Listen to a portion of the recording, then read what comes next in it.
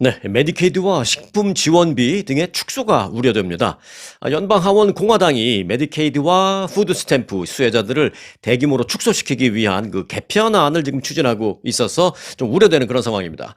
이번 개편안이 현실화될 경우에는요, 이 저소득층에 대한 그 타격으로 직결될 수 있다. 이런 우려입니다. 연방 하원 공화당은 트럼프 대통령의 그 대규모 세금 감면 정책을 위한 재정 확보, 그 세금을 좀 깎아주기 위해서는 나라 재정이 좀 충분히 여유가 있어야 되잖아요. 그래서 세금을 좀 깎아주기 위해서 여러 가지 이제 예산을 좀 줄이고 있는 방안을 걱정하고 있는데 그 중에 이 메디케이드 그리고 이제 푸드 스탬프라고 하죠. 이 식품 지원비 등의 예산도 좀 줄여서 좀 재정을 확보하자. 이런 그 방안이 그 아이디어가 연방 하원 공화당 의원들 사이에서 지금 추진되고 있는 것입니다. 자, 메디케이드의 경우에는요, 예산 축소를 해서 한 8,800억 달러, 8,800억 달러 정도를 좀 줄이자. 그리고 이제 푸드 스탬프라고 하는 그 스냅, 여기에서는 한 3천억 달러 정도 줄이자. 이런 방안이 지금 논의되고 있습니다. 이 메디케이드 개편안은, 그래서 이제 19세에서부터 65세 사이, 19세에서부터 65세 이하 그 성인 수혜자들을 대상으로 매달 그 최소 80 시간 이상의 일을 하거나 아니면은 뭐 자원봉사에 참여하거나 아니면은 특정 교육을 좀 받거나 앞으로 일을 할 수 있는 그런 그 교육을 받거나 하는 것을 이수하지 않으면 메디케이드 수혜 자격도 주지 않겠다라는 방안도 그 조건으로 같이 다는 그런 아이디어가 지금 나오고 있습니다. 다시 말해서 이제 일을 하지 않으면, 그러니까 일을 뭐 주 40시간, 하루에 8시간 이상 완벽하게 그렇게 하지 않더라도 어느 정도 적정 시간 이상 일을 하지 않으면, 바꿔 말하면 아예 생판 놀면 메디케이드도 주지 않겠다. 그런 얘기죠. 자, 그리고 이제 추가적으로 하나 더 거론되고 있는 게 있는데 뭐냐면 주택이 100만 달러 이상짜리 주택을 갖고 있는 사람은 메디케이드 혜택을 주지 않겠다. 이런 방안도 지금 논의되고 있습니다. 자, 근데 이 부분은 조금 이제 논란도 있어요. 왜냐면 이제 100만 달러짜리 주택이라는 게 뭐 어떻게 보면 100만 불짜리 집을 갖고 있어 되게 부자같이 보이지만 사실은 이게 지역에 따라 많이 다릅니다. 예를 들어서 실리콘밸리 인근에서는요 100만 달러짜리 집 해봐야 뭐 3베드룸도 쉽지 않고요. 뭐 3베드룸 있다 치더라도 완전히 진짜 한 100년 넘은 집들, 삐그덕삐그덕거리는 낡은 집들, 그것도 사이즈도 그저 한 3, 400 정도? 뭐 요 정도 돼도 100만 달러 넘는 그런 것들이 뭐 숱하게 있습니다. 조금, 그리고 이제 멀리 떨어져서 이제 타주나 좀 외곽 지역으로 가면 뭐 100만 달러면 뭐 저택이 있을 수도 있죠. 그래서 이제 이 100만 달러라고 딱 선정해 놓는 것도 좀 문제는 있다. 뭐 이런 얘기는 나오고 있는데 그 부분은 이제 논의 과정을 거쳐서 조금 이제 수정될 수도 있는 그런 부분들입니다. 여하튼 이번 그 메디케이드 개편안이 공화당 의원들 주도로 지금 논의되고 있다라는 게 결국은 이제 될 가능성이 높다라는 것을 다시 말하고 있는 그런 그 부분이죠. 신체적인 능력이 있음에도 불구하고 경제 활동을 전혀 하지 않는 그런 사람에 대해서는 메디케이드 가입 자격, 메디케이드 수혜 자격을 주지 않겠다. 이제 앞서 말씀드린 그 부분이 아마도 이제 변화라면 가장 큰 변화, 뭐 그렇게 볼 수가 있겠습니다. 자, 연방정부의 예산 삭감으로 인해서 메디케이드 등 의료 혜택이나 또 저소득층 식품 지원비 등 이 어려운 사람들에 대한 혜택이 좀 점차 축소되는 그런 논의가 진행되고 있다라는 점에서 좀 우려가 되고 있긴 합니다. 보는 시각에 따라서 뭐 예산 삭감이라고 볼 수도 있고요. 또 예산 축소 또는 혜택 축소라고 볼 수도 있고요. 또 보는 사람이나 시각에 따라서 뭐 어떤 개편, 좀 더 나은 방향으로 개선, 뭐 이렇게 볼 수도 있습니다. 또 어찌됐든 변화가 있을 것은 좀 확실하다. 이렇게는 말씀드릴 수 있겠습니다. 최종적으로 논의가 끝나고 좀 구체적인 방안이 발표가 되면 또 이 시간을 통해서 확실하게 다시 한번 전해드리겠습니다. 네, 한국산 냉동 굴을 먹은 사람들 중에서 식중독을 걸린 케이스가 몇 달에 한 번씩 지금 미국에서 계속 나오고 있는데요. 제가 이제 한두 달 전에도 보도해 드린 것 같은데 이번에 또 케이스가 나왔습니다. 이번에는 네바다에서 나왔습니다. 자, 네바다주 보건국은 그 클라크 카운티에 거주하는 주민 5명이 한국산 굴을 섭취한 뒤에 구토, 설사, 복통, 메스꺼움 등을 호소했다라고 밝혔습니다.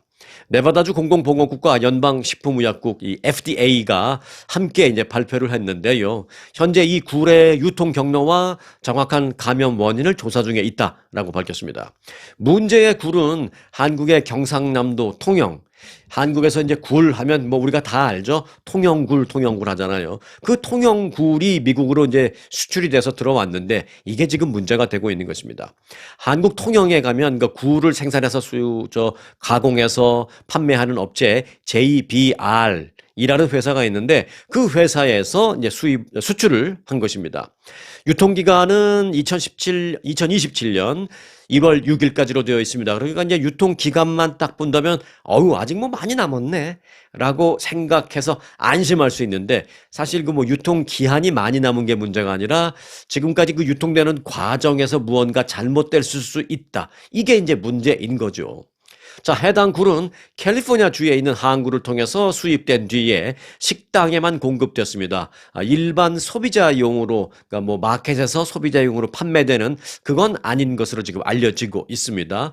캘리포니아에 있는 주에서 수입됐으니까 뭐 대충 거의 뭐 8, 90%는 LA 항이나 롱비치 항에서 수입이 됐을 텐데 그 다음에 이제 타주로 나가는 과정에 있어서 이제 감염이 됐는지 아니면 뭐 변질이 됐는지 이게 이제 문제가 되고 있는 것입니다.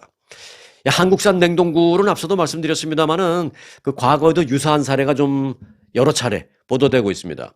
지난 2023년 6월에는요, 미네소타주에서 역시 그 한국산 굴이 문제를 일으켰고요. 또 지난해 4월에는 샌디에고 카운티에서 또 문제가 있었고, 또 지난해 12월에는 유타주에서도 관련 환자가 발생한 바 있습니다.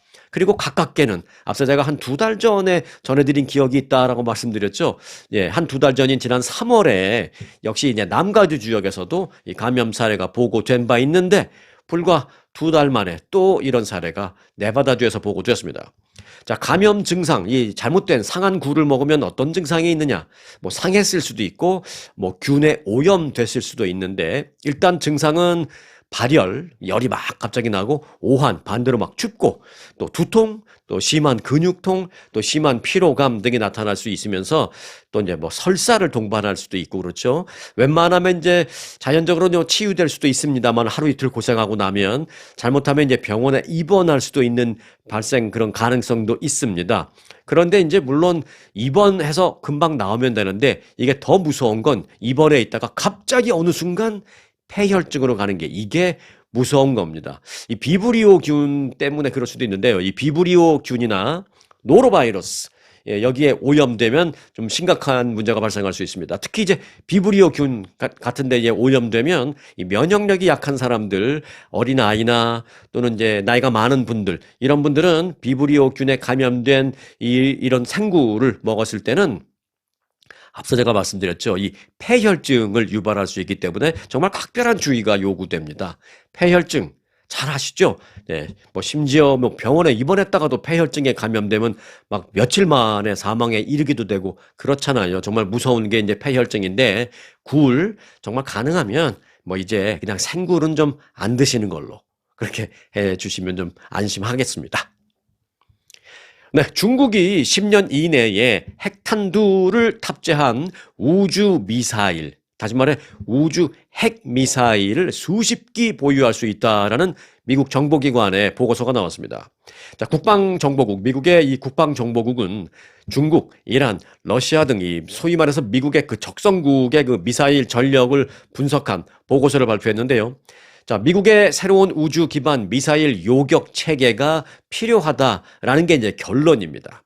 자, 미국의 국가정보국은 러시아보다도 오히려 요즘은 중국이 우주 핵 미사일 분야에서 더 빠른 성장세를 보이고 있다라고 판단했습니다. 우주 핵 미사일은 전통적인 그 무기 체계와는 달리 미사일을 그 위성 궤도까지 높이 쏘아 올립니다. 위성 궤도까지 높이 쏘아 올린 후에 이제 타겟 지점에 거의 가까이 온 다음에 갑자기 내려오는 겁니다.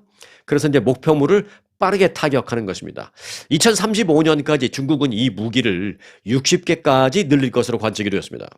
미국 정보국은 이 같은 궤도로 비행할 경우에 조기 경보 시스템과 같은 방어 체계를 피할 수 있기 때문에 이 우주 핵미사일이 무서운 것이다 라고 말하고 있습니다. 앞서 말씀드렸죠. 쏘아 올린 다음에 그 우주로 날아갑니다. 일단은. 그러니까 이 대기권에서 이쪽으로 날아오는 게 아니기 때문에 탐지하기가 어렵다라는 것이죠. 이제 타겟이 되는 그런 나라 입장에서 봤을 때는.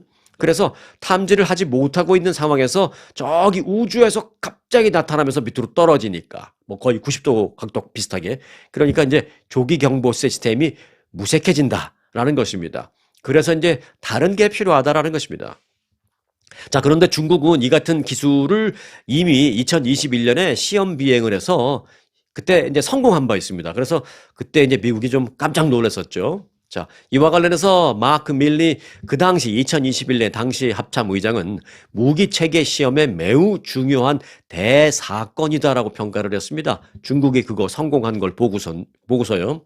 그러면서 스푸트니크 모멘트라고 확정 지을 수는 없지만 그 스푸트니크 모멘트에 매우 가깝다라고 나는 말할 수 있다. 이렇게 말했습니다. 자, 스푸트니크 모멘트라는 것은 이제 미국 이제 정치권에서 또는 미국 군사 차원에서는 이제 많이 사용되는 그런 용어이긴 한데요. 이 스푸트니크 모멘트란 이런 겁니다. 이제 특정 사건이나 특정 어떤 기술의 드라마틱한 어마어마한 갑작스러운 어떤 기술 개발, 뭐 이런 발전, 이런 것들이 국가나 사회에 큰 충격을 주고 그로 인해서 어떤 변화나 혁신이 촉발되는 그러한 그 사건, 그 순간, 그거를 말할 때 이제 스푸트니크 모먼트라고 하는데, 중국이 그 우주 핵 미사일 시험 비행에 성공한 걸 딱 보고 당시에 미국의 합참 의장이 스푸트니크 모먼트라고 나는 말하고 싶다 이렇게 표현을 한 겁니다.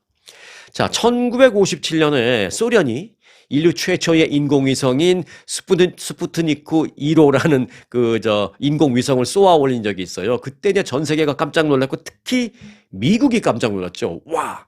1957년에. 그래서 미국이 큰 충격에 빠진 적이 있습니다.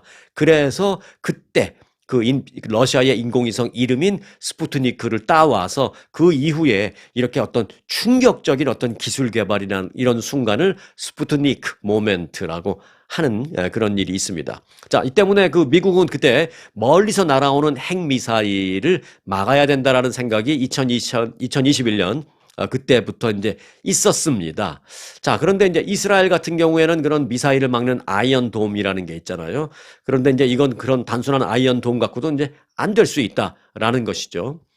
그런데 흥미로운 점은 이제 마침 또 이제 며칠 후에 트럼프 대통령이 아이언돔보다도 훨씬 막강한 이 미사일 방어 체계를 공식 발표할 예정으로 지금 있습니다. 아마 그 트럼프 대통령의 공식 발표를 며칠 앞두고 미국의 국가정보국이 이런 걸 좀 미리 좀 판을 깔으냐고 미리 발표한 게 아닌가, 이런 생각도 들기는 합니다. 어쩌면 그래서 이제 이런 그 발표 내용을 보고 정치권 일각에서는 뭐 미리 뭐 판을 깐다, 뭐 미리 그 예고판이다, 뭐 이런 뭐 평가도 하고 있는 것도 사실입니다. 중국의 우주 핵미사일 말씀드렸다시피 이미 지난 2021년에 시험 비행에 성공하는 등 사실은 중국의 그 핵미사일에 대한 걱정, 우려가 뭐 바로 뭐 엊그저께 생긴 그런 일은 아니잖아요. 2021년부터 우리 미국은 다 알고 있었잖아요. 그런데 이제 갑자기 어제 국가정보국이 이런 문제를 거론하면서 미국 내에 이제 경각심을 불러일으키고 있는 이런 상황, 이런 상황에 대해서 이제 시점이 좀 그렇다. 트럼프 대통령이 이제 며칠 후에 그 방어 시스템을 발표할 거니까 미리 좀 판을 깐다. 시점이 좀 그렇다. 뭐 이런 얘기도 하고 있습니다. 그래서 이제 블룸버그 통신은 국가정보국이 이번에 그 공개한 이 같은 보고서를 놓고 이렇게 평했습니다. 어제 오늘 있었던 일도 아니고 이미 2021년부터 우리 미국이 걱정해오던 일, 그리고 대비를 해야 하는, 또 대비를 실제로 하고 있었고 그런 일인데 갑자기 뜬금없이 어제 이런 발표를 한 것은 결국은 트럼프 대통령의 공식 발표가 있기 전에 전주곡이다. 즉 트럼프 발표의 전주곡이다. 뭐 이렇게 평가하고 있기도 합니다. 뭐 전주곡이 됐든 뭐 프릴루드가 됐든 뭐라도 뭐 상관없으니까 정말 제대로 된 그런 방어 시스템을 좀 만들어줬으면 좋겠습니다.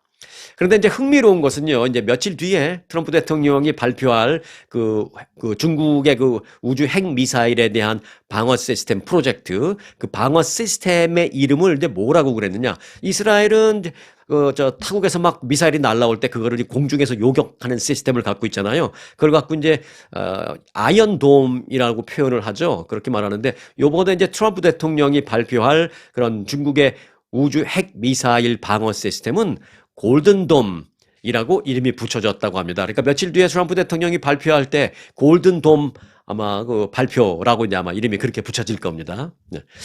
그런데 이제 가만히 생각해 보면 트럼프 대통령은 그 참 골드를 정말 좋아하시는 것 같습니다. 네. 500만 불에 판다라고 하는 그 영주권, 그 500만 불 내면 이제 영주권 그 자리에서 준다라는 거, 그거를 이제 골든 카드라고 부르고 있잖아요. 뭐 그렇게 얘기하는데 또 이번에 발표될 그 핵 미사일 방어 시스템은 또 골든돔이라고 이름을 붙였습니다. 트럼프 호텔은 또 이제 골드 컬러로 아예 되어 있고 라스베가스 가면 아주 그냥 번쩍번쩍 빛나는 호텔 전체가 골드 컬러로 되어 있는 그 호텔은 뭐 누가 봐도 다 알죠. 트럼프 호텔이라는 거. 참 트럼프 대통령은 그런 거 보면 이 골드를 정말 좋아하시는 것 같습니다. 백악관의 그 자신의 오피스, 오벌 오피스도 온통 골드색으로 칠해놨잖아요. 네. 세계 최대의 그 숙박 공유 플랫폼, 여러분들 뭐 많이 이용해 보셨는지 모르겠습니다만, 에어비앤비, 그 에어비앤비가 기존의 숙소, 단순한 숙소 예약 기능을 이제 넘어서서 훨씬 더 다양한 서비스를 제공하겠다라고 어제 발표를 했습니다. 에어비앤비의 창업자 겸 CEO인 그 브라이언 체스키라는 사람이 엊그제 그 LA에서 발표회를 가졌는데요. 자세한 변화 내용을 그 발표회에서 소개했습니다.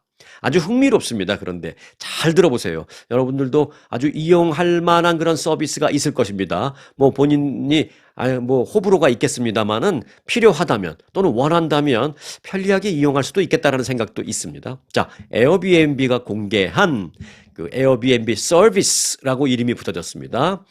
그 각종 서비스가 있다는 뜻이에요. 자, 호텔에서 받을 수 있는 일종의 예를 들어서 뭐 룸 서비스 또는 피트니스 시설을 이용할 수 있는 서비스 또는 스파를 통해서 우리가 받을 수 있는 그런 서비스 등 다양한 그 부대 서비스를 이 에어비앤비 숙소에서도 편리하게 이용할 수 있게 하겠다라는 것입니다. 자, 에어비앤비는 이 서비스를 전 세계 260개 도시에서 10개의 카테고리로 나누어서 이제 제공하겠다라고 했습니다. 자, 10개의 그 서비스 카테고리는 다음과 같습니다. 셰프 서비스, 그러니까 이제 셰프가 와서 음식 해주는, 자, 셰프 서비스, 또 사진 촬영 서비스, 마사지 서비스, 스파 서비스, 그리고 트리트먼트, 퍼스널 트레이닝, 헤어, 메이크업, 네일, 간편식 제공 또는 케이터링 서비스 등등 10가지입니다. 자, 예를 들어서 앞에 제일 먼저 언급했던 그 셰프 서비스라는 것은요, 전문 셰프가 숙소를 직접 방문해서 그 게스트가 원하는 메뉴를 직접 조리해 준다라는 것입니다. 자, 그리고 그 뭐 퍼스널 트레이닝 서비스는요, 피트니스 전문가가 운동선수나 피트니스 전문가가 그 숙소 호텔 예약한 그 사람의 숙소로 가든지 아니면 뭐 그게 좀 불안해서 싫으면 그 사람이 원하는 장소, 예를 들면 그 숙소 안에 있는 어떤 피트니스 시설이 있다면 그 피트니스 시설에 전문 그 트레이너가 오는 거예요. 또는 전문 운동선수가 오는 거예요. 그래서 거기서 만나서 직접 PT 서비스를 받을 수 있는 그런 방식입니다. 또 스파나 마사지 서비스도 전문 자격을 갖춘 마사지사나 피부관리사가 제공합니다. 뭐 본인이 싫어서 다른 장소를 원한다면 다른 장소도 할 수 있지만 본인이 에어비앤비를 통해서 어떤 숙소를 예약했다면 나는 그냥 내 이 숙소에서 받겠다. 마사지 받겠다. 또는 피부 마사지 또는 스파 받겠다. 부르면 온다라는 것이죠. 그러니까 에어비앤비의 숙소라는 게 대부분 호텔을 에어비앤비로 이용하진 않잖아요. 뭐 개인 집이나 콘도나 뭐 이런 주로 이제 가정집들 뭐 이런 데서 이제 에어비앤비를 예약을 우리는 하게 되는데 그런대로 그런 호텔이 아니기 때문에 받을 수 없었던 그런 서비스를 호텔 또는 그 이상 받을 수 있게 연결하겠다라는 것입니다. 자, 에어비앤비는 평균 10년 이상의 경력을 갖고 있는 또 본인 인증을 절차를 거친, 또 신원이 확인된, 또 관련 면허증이나 자격증을 갖춘 이런 사람들만 선별해서 연결시켜 주겠다라고 했습니다. 서비스는 다양한 가격대로 제공이 돼서 럭셔리 서비스도 원하면 받을 수 있습니다만은, 대부분의 $50 이하로 받을 수 있는 소위 실속형 서비스로 주 카테고리를 그렇게 만들겠다라고 받았습니다. $50 이하라면, 글쎄요, 마사지 같은 걸 $50 이하로 받을 수 있다면, 소위 말하면 이거 대박이죠.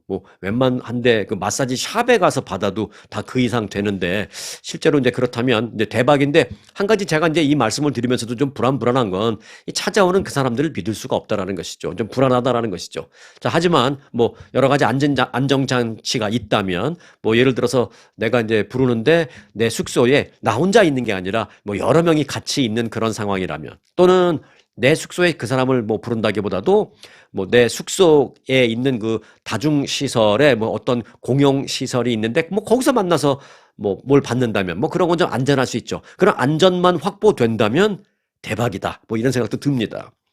자, 에어비앤비의 그 체스키 CEO는요, 에어비앤비 숙소에 머물지 않아도 자신이 사는 도시에서 이 서비스만 따로 예약을 할 수 있다. 이렇게 말하고 있습니다. 그러면서 예를 들어서 행사용 메이크업을 받거나, 또는 케이터링 파티가 있어서 케이터링을 부르거나, 또는 급하게 피곤해서 이제 마사지를 받고 싶을 때 에어비앤비 숙소를 예약한 사람이 아니다 하더라도 그 앱을 이용해서, 즉 앱이라는 것은 에어비앤비 서비스라는 앱입니다. 그 앱을 이용해서 바로 예약할 수 있다라고 말했습니다. 에어비앤비가 한 번 더 이제 변신하는 그런 발표회가 엊그저께 LA에서 있었습니다.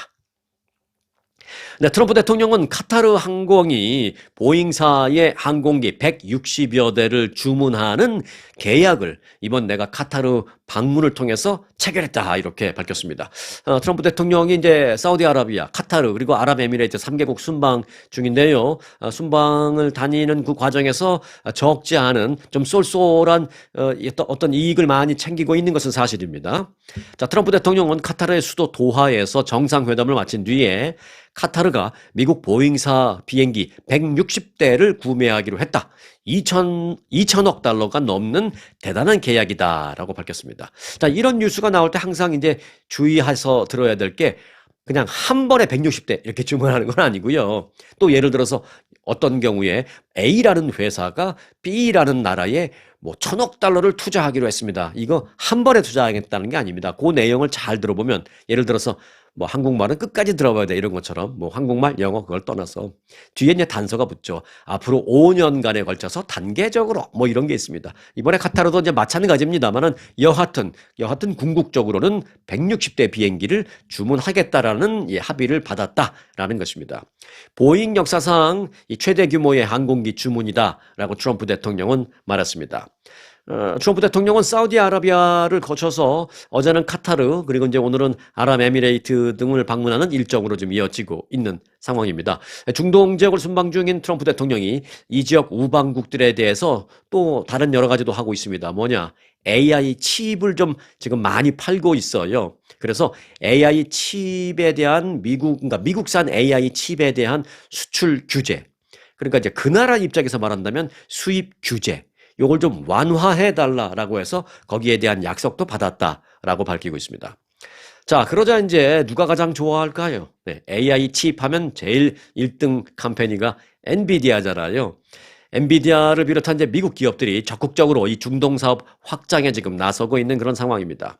블룸버그 통신에 따르면 조만간 미국은 이 사우디아라비아와 아랍에미레이트가 이제 엔비디아 등 미국 기업들의 첨단 AI 칩을 지금까지 있었던 것보다는 좀 더 많이 구매할 수 있도록 합의안을 최종적으로 서명해서 조만간에 이제 발표할 예정이다라고 알려지고 있습니다. 트럼프 대통령 중동 순방에 지금 동행하는 사람 중에 여러분들이 잘 아시는 한 사람도 있습니다. 바로 일론 머스크, 지금 잘 동행하고 있습니다. 일론 머스크도요, 근데 그냥 쫄쫄 따라다니는 게 아니에요. 사우디아라비아에 가서 벌써 한 건 했습니다. 어찌 보면 개인적인 한 건이에요. 나라를 위해서라기보다는 일단 일론 머스크 개인 기업, 사우디아라비아에서 그 스타링크 사용 허가를 취득했다라고 라고 밝혔습니다.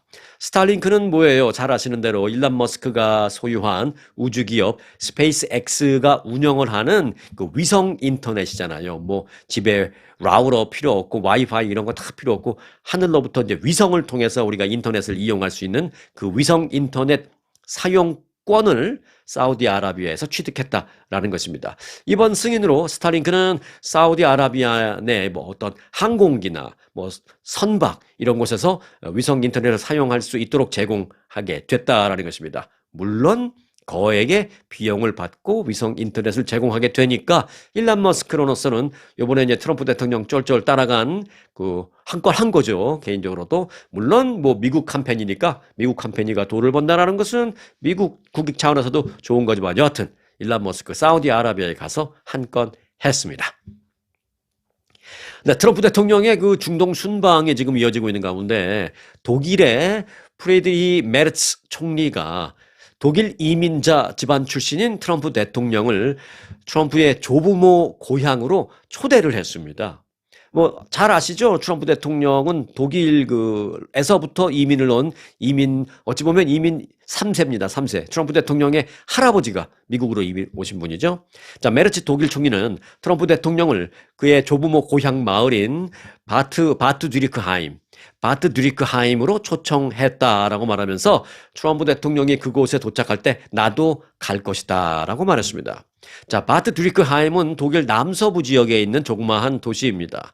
트럼프 대통령의 조부모가 그곳에 살다가 1800년대에 미국 뉴욕으로 이주한 것으로 알려져 있습니다. 그러니까 어찌 보면 트럼프 대통령 본인도 이민자 출신이에요. 네. 그러니까 우리 이민자 좀 잘 봐주시길 바라겠습니다. 뭐 사실 뭐 미국에서 이민자 아닌 사람이 어디 있겠습니까? 따지고 보면 뭐 네이티브 아메리칸, 소위 말하는 뭐 원주민들 그들을 빼고 뭐 다 이주민이지. 여하튼 뭐 너무 깊이 들어가면 뭐 한두 끝도 없으니까 트럼프 대통령은 하지만 이제 할아버지가 이민자다라는 것은 사실은 이민 3세니까 어찌 보면 이제 이민자 출신이라고 쉽게 말할 수 있죠. 뭐 한 10대 조상이 이민 왔다. 뭐 그것까지 이민자라고 하긴 뭐하지만 할아버지가 이민자다. 그러면은 3대 정도면은 뭐 이민자라고 말할 수 있죠.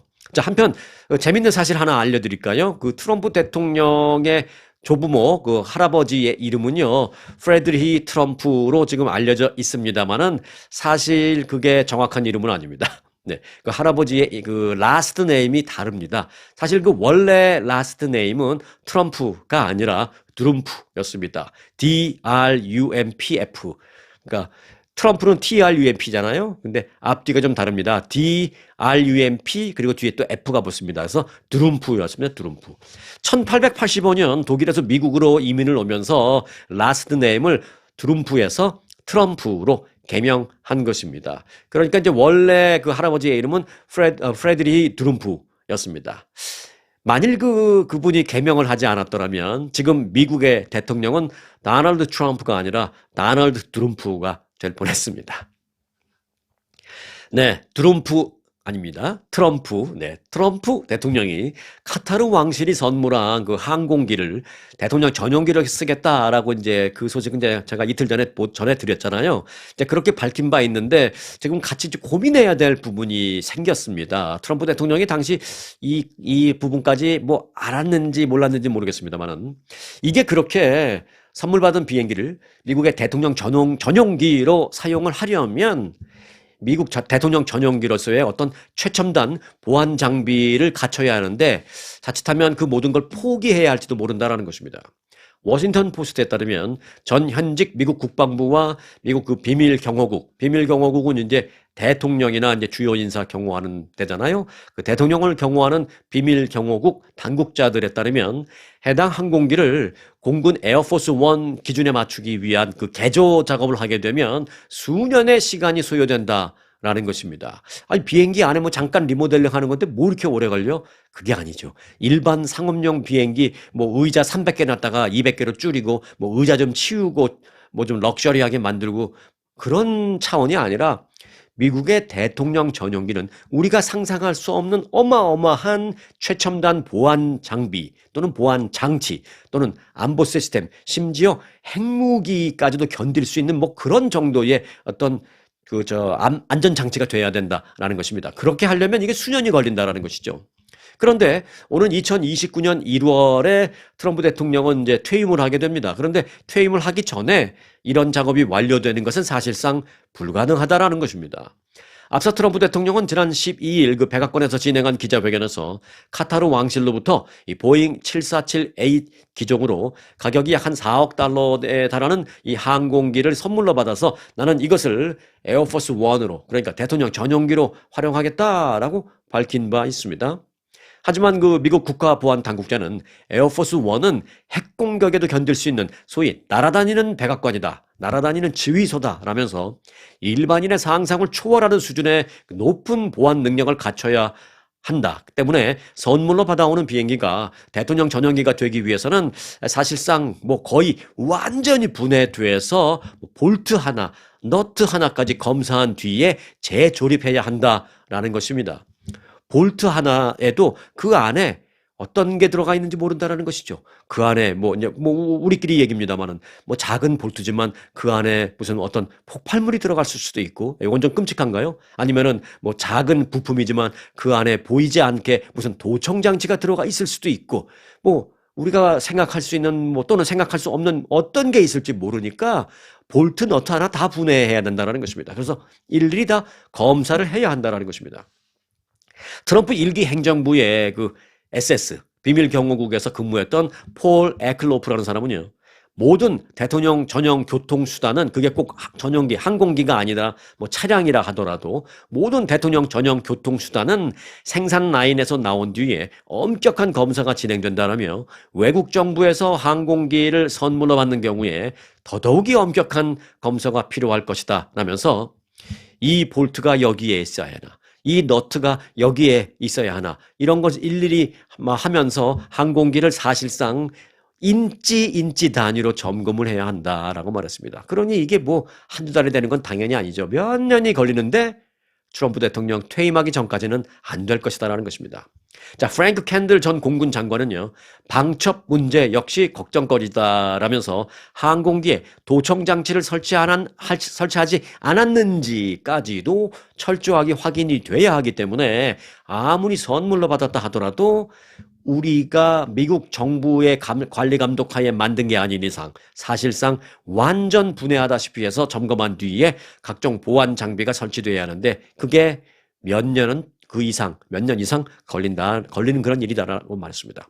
캔들 전 장관은 그러면서 하지만 법적으로는 트럼프 대통령의 이 모든 신중한 점검을 하지 않고 그냥 난 타겠다라고 한다면 그렇게 명령을 내린다면 어쩔 수 없다라면서 그는 미국의 최고 사령관이다. 그가 대통령 재임 중에 이 항공기를 타겠다라고 무조건 명령을 내린다면 어쩔 수 없다. 하지만 그러려면 보안과 안보 사항의 대부분을 포기해야만 할 것이다 라고 그렇게 말을 했습니다. 참 그 선물을 항공기로 받았을 때만 해도 이게 뇌물이니 아니니 이런 생각만 했었지 이렇게까지 깊이 있는 생각을 참 그 당시 처음에는 못했었는데 이런 점이 있구나. 이게 뇌물이냐 아니냐 지금 그게 문제가 아니구나 라는 것을 또 한번 알게 되었습니다. 네, 지난해 대선에서 고령 논란으로 재선 도전을 중도에 포기했던 바이든 대통령. 사실 바이든 대통령이 그때 좀 문제가 있었던 것만은 사실인 것 같습니다. 만일 바이든 대통령이 그때 포기하지 않고 계속 재선에 나서서 만일 당선이 됐다 하더라도 재선이 되면 그때부터는 휠체어를 사용할 것을 그 바이든 측근들이 진지하게 논의했다라는 것이 지금 뒤늦게 알려졌습니다. 바이든 전 대통령은 지난 2023년과 지난해에 신체적으로 급격히 쇠약해졌습니다. 특히 척추가 좀 심각하게 퇴화되면서 걸음걸이가 상당히 불안정해졌습니다. 그건 우리가 눈으로 봐서도 알 수 있는 상황이었죠. 이와 관련해서 당시 그 대통령 주치의는 사적으로 바이든 전 대통령의 나이를 어떻게 고려하냐라고 물어본다면 공적인 오피니언이 아니라 사적인 오피니언으로 말을 한다면 또 한 번 심각한 낙상, 즉 또 한 번 심각한 넘어짐이 발생한다면 회복이 어려울 수 있기 때문에 휠체어가 필요한 상황이다. 그렇게만 내가 말하겠다. 몇 살 그걸 떠나서 이런 의견을 제시했습니다. 이에 따라서 바이든 대통령에 대한 휠체어 사용 문제가 즉 재선이 된다면 그때는 아예 대놓고 휠체어를 타고 다녀야 되겠다라는 그런 사용 문제가 내부적으로 상당히 진지하게 논의됐던 것으로 알려졌습니다. 실제로 바이든 전 대통령과 그의 가족 그리고 백악관 관료들이 바이든 전 대통령의 신체적 그리고 정신적인 쇠퇴의 징후를 목격했음에도 불구하고 이 재선 운동을 당시에 좀 밀어붙였다라는 그런 그 증언도 많이 나오고 있는 그런 상황입니다. 앞서 그 바이든 전 대통령은 현직이었던 지난 2023년 공군 사관학교 졸업식 행사에 참석했다가 연설 무대 그 바닥에 있는 그 모래 주머니에 발이 탁 걸리면서 넘어진 바 있죠. 뭐 사실 그런 뭐에 이렇게 우리가 걷다가 걸리면 뭐 넘어질 수도 있죠. 그런데 좀 순발력이 있다거나 다리에 근력이 좀 있다거나 뭐 그런 게면 한번 좀 비틀하거나 한번 어이쿠 하면서 최소한 넘어지지는 않고 발을 좀 빨리 디디면서 좀 그 뭐 몸이 뭐 그 균형은 흔들릴 수 있지만 넘어지지는 않을 정도까지는 되는데 그래서 이제 나이가 드신 분들도 근력 운동 하세요, 근력 운동 하세요 이러는 게 특히 다리 운동 그런 일이 있을 때 다리에 근력이 있으면 아이쿠 하면서 넘어지지는 않을 수 있기 때문입니다. 근데 그때 이제 넘어졌어요. 온 세상 사람들이 보고 있는 그 무대 위에서 그런 일이 있었고 또 지난 2021년에는 대통령 전용기를 타기 위해서 이제 계단을 올라가다가 읍수하면서 탁 넘어지는 그런 경우도 있어서 좀 불안불안했던 적이 있었죠.